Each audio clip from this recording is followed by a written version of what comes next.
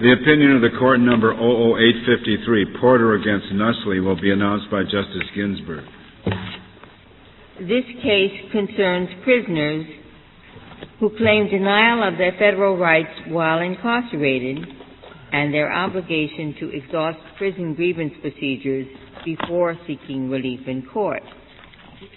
Ronald Nussle, an inmate in a Connecticut prison, brought directly to court without filing an inmate grievance a complaint charging that corrections officers singled him out for a severe beating in violation of the Eighth Amendment's ban on cruel and unusual punishments. Nussle bypassed the grievance procedure despite a provision of the Prison Litigation Reform Act requiring inmates to exhaust administratively all claims with respect to prison conditions before filing suit. The Court of Appeals for the Second Circuit agreed with Nussle that the Act's exhaustion provision did not apply to his complaint. The provision's key words, prison conditions, the Court held, cover only complaints about conditions affecting prisoners generally, not complaints about single incidents. Nussle defends the Second Circuit's judgment, but urges that the relevant distinction is between excessive force claims, which he says need not be pursued administratively, and all other claims which he recognizes must proceed first through the prison grievance process. We reject both readings and reverse the Second Circuit's judgment. Our decisional guides are the Prison Litigation Reform Act's text and context, and our prior opinions interpreting similar statutory language. The path-marking case is McCarthy against Bronson.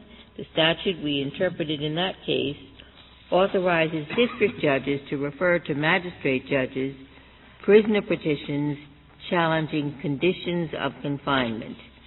The petitioning prisoner in McCarthy argued that the provision governing referrals to magistrate judges covered claims about ongoing prison conditions, not complaints like his that home in on an isolated incident of excessive force.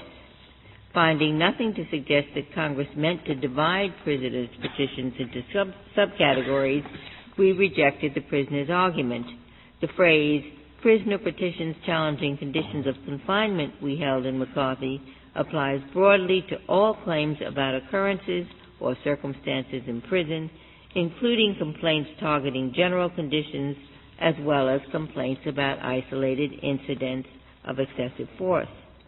McCarthy was a 1991 decision. Congress enacted the Prison Litigation Reform Act in 1995. Our normal presumption is that Congress expects its statutes to be read in line with our precedents.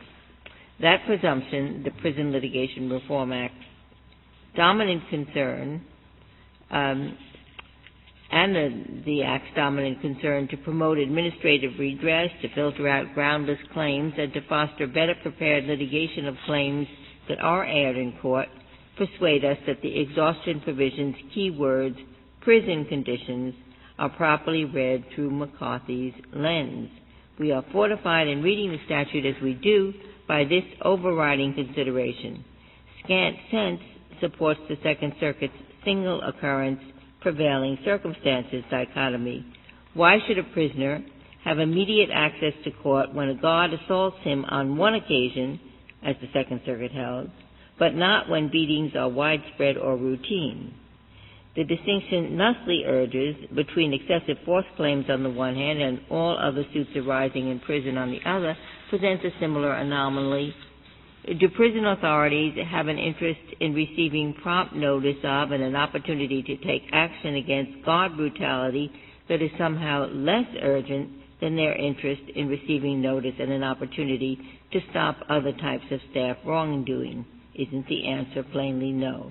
In sum, we hold that the Prison Litigation Reform Act's exhaustion requirement applies to all inmate suits about prison life, whether they involve general circumstances or particular episodes, and whether they allege excessive force or some other wrong. The decision is unanimous.